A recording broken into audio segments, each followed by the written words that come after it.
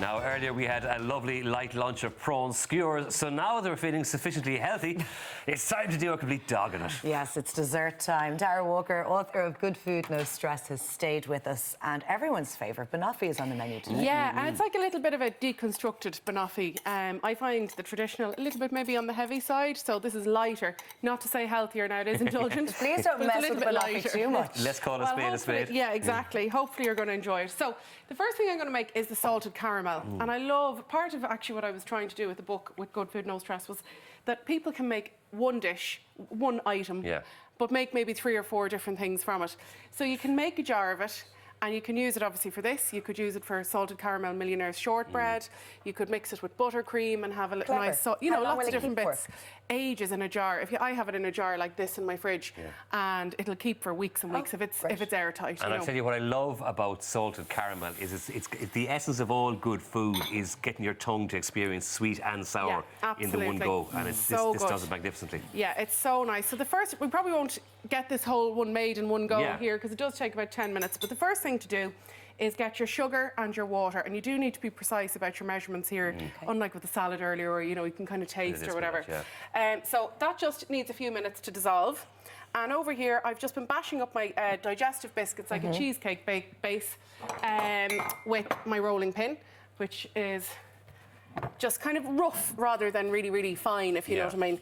I like the bit of texture in there. So the cheesecake base is just biscuits? Yeah, exactly. It's just digestive biscuits like you'd have for a cheesecake. Kiddies would love making this with you, wouldn't they? Yeah, absolutely. Yeah. And then just pop it into whatever you're going to serve it in. So I have little tartlet tins, or I love using little kind of cups and saucers. Fancy cups and saucers, more delicate. Yeah.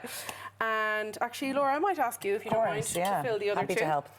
And well, there's the gender gap again now, huh? Yeah, the woman gets asked to do it, not the man. it was only because she was more of it. No, it's okay, Tara. Next it's to me. fine. Thank you, It's fine. And over here, I'm just going to make a little garnish. They're just some bananas. Yeah. And I'm putting a little bit of sugar on them, and we're going to caramelise them, which is quite nice then as well. Are you looking for half the cup to be base? Do I get to use the blowtorch? Yes, Excellent. that's the man's job. Let's go with the gender stereotype. Yeah. To be fair, I wouldn't trust me with the blowtorch either. I wouldn't trust you with a blowtorch. No. So look, my sugar has dissolved here, and I'm popping my butter in. Okay, now this makes loads. This is going to make enough to fill another 2 jars after this. Yeah. And don't stir it at this stage, okay? So just shake it in. Give it a little shake. And now let's garnish here. Are you very hungry today, Laura? So I'm just popping the blowtorch onto the bananas. And they just caramelise nicely with the sugar on the top. Do you want to have a go, Ian? Yeah, of course I do. This is the fun bit. But they're not, you're not making them hard or any softer than they would normally be. No, it's just a little bit of a crunch on the outside, like you'd have with a creme brulee. Lovely, yeah. So to light this, push that down and light it like a lighter and keep your hand on it. Great. Yeah, it's a very handy little one. Yeah, it's very neat, isn't it? It's really handy. There we go. And then back over here, I'm going to just put my little slices of banana onto my Why do you think this is such a successful dessert? Obviously, if you don't like bananas, you're not going to be into this. Is it because it's light enough? Yeah, I find it very light. Like, we do it in a class called Casual Suppers for Friends, and it's very quick and easy to do. Obviously, the caramel, I mean, you could use a dulce de leche or some other caramel that you can buy from the shop if you didn't want to make it from scratch.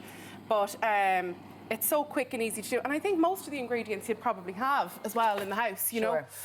So how did that go? I was a bit enthusiastic about my first one. The second 2 are better. They look very nice to me. And we're just letting that shake down, melt down and absorb. And what will happen is it'll go quite a dark brown colour, and you're going to put your cream in then. Right. And then the all-important... This is so decadent, isn't it? It is quite decadent, to be fair. The all-important salt then at this stage. And I'm using my Oriel sea salt from Clogherhead, which is really nice, locally produced salt for me.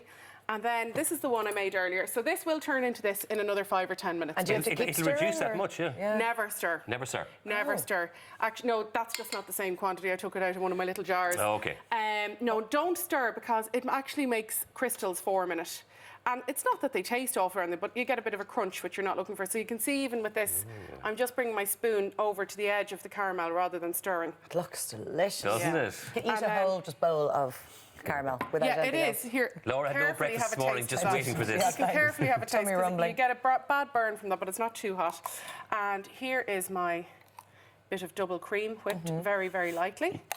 And some toasted hazelnuts I have here. I was going to say almonds. The caramel is... Isn't it lovely? Divine. Isn't it gorgeous?